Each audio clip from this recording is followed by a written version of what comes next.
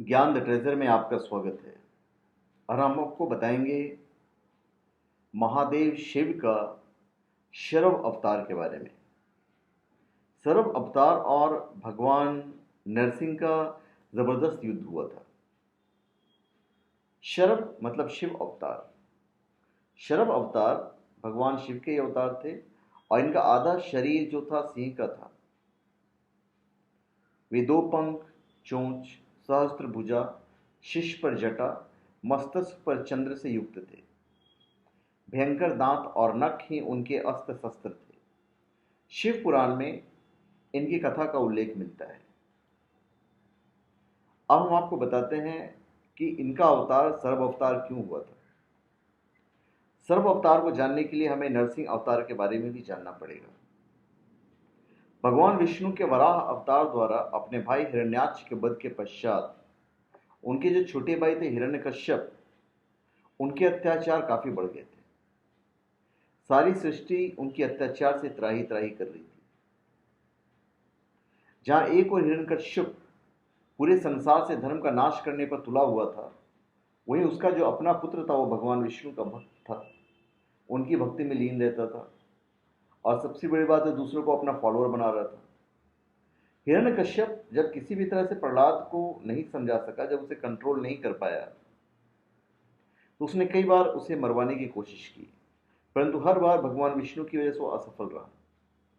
यहां तक कि इस प्रयास में उसकी अपनी बहन होलिका जो थी वो भी मृत्यु को प्राप्त हो जाती है। अंत में जब वो स्वयं प्रहलाद को मारने के लिए तत्पर होता है और पूछता है उससे कि बताओ तुम्हारा विष्णु कहाँ है, वो क्या तुम्हें बचाएगा, तो प्रहलाद कहता है कि भगवान विष्णु तो कन कन में है। और वहां पे एक पिलर पड़ा हुआ था, वो लात मारते हैं और बोलते हैं कि बताओ भगवान विष्णु का, और वहीं पे भगवान विष्णु स्वयं नरसिंह अवतार में प्रकट हुए। भगवान नरसिंह में वे सभी लक्षण थे जो हिरण्यकश्यप के मृत्यु के वरदान को संतुष्ट करते थे। भगवान नरसिंह के द्वारा हिरण्यकश्यप का खात्मा होता है, किंतु सबसे बड़ी समस्या ये खड़ी हो जाती है कि भगवान नरसिंह इतने क्रोध में थे, लगता था जैसे वो प्रत्येक प्राणी का संहार कर देंगे। यहां तक कि जो उनके बहुत बड़े भक्त जो प्रहलाद थे, वो भी उनको क्रोध को शांत करने में विफल रहे।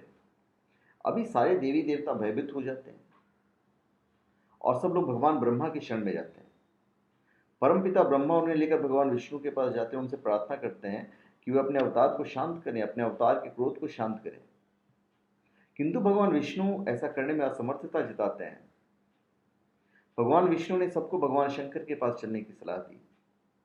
उन्होंने कहा कि चूंकि भगवान शंकर उनके आराध्य हैं, इसलिए केवल वही नरसिंह के क्रोध को शांत कर सकते हैं, और कोई उपाय नहीं है। और फिर सब लोग भगवान शंकर के पास पहुंचते हैं। जब सारे देवता और भगवान विष्णु साक्षात परमपिता ब्रह्मा शंकर के पास पहुंचते हैं, तो भगवान शिव नरसिंह का क्रोध शांत करने के लिए उनके समक्ष पहुंचते हैं। किंतु उस समय तक भगवान नरसिंह का क्रोध सारी सीमाओं को पार कर चुका था।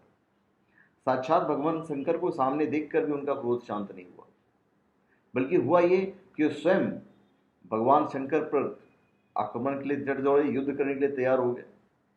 और यहाँ पे शरव अवतार होता है और भगवान शिव का आधा शरीर मृग के समान होता है।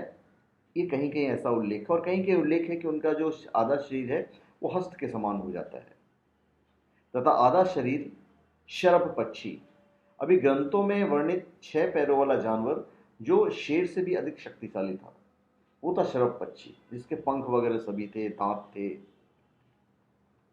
अब शरभ रूप में अवतरित होते महादेव और भगवान विष्णु के अवतार नरसिंह का भयंकर युद्ध होता है, और युद्ध कई दिनों तक चलता है। और इस युद्ध में धीरे धीरे भगवान शिव के अवतार नरसिंह पर हावी होने लगते हैं। और जैसे वो हावी होने लगते हैं तो होता यह है कि भगवान नरसिंह को अपनी पूंछ में लपेट कर खींच कर लेके जाते हैं पाताल में। कहीं कहीं पाताल शब्द उल्लेख है शास्त्र में, और कहीं कहीं होता है कि आकाश में उड़ते हैं। तो एनीवेज अपनी पूंछ में लपेट कर उनको खींचते हुए लेके जाते हैं। अपनी सारी शक्तियों के प्रयास के बाद भी भगवान नरसिंह उनकी पकड़ से छूटने में सफल नहीं हो पाते हैं और अंत में शक्तिहीन हो जाते हैं, और फिर शरव रूप में भगवान शंकर को पहचानते हैं। और तब जाकर उनका क्रोध शांत होता है।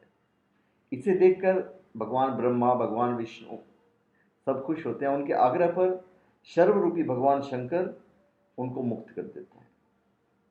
इस प्रकार देवताओं और प्रहलाद के साथ साथ सभी सतपात्रों को दो अवतारों के दर्शन होते हैं एक साथ, भगवान शिव के अवतार और भगवान विष्णु के अवतार। तो धन्यवाद। आप हमारे चैनल पे सब्सक्राइब करें और अपने कमेंट दीजिए। धन्यवाद।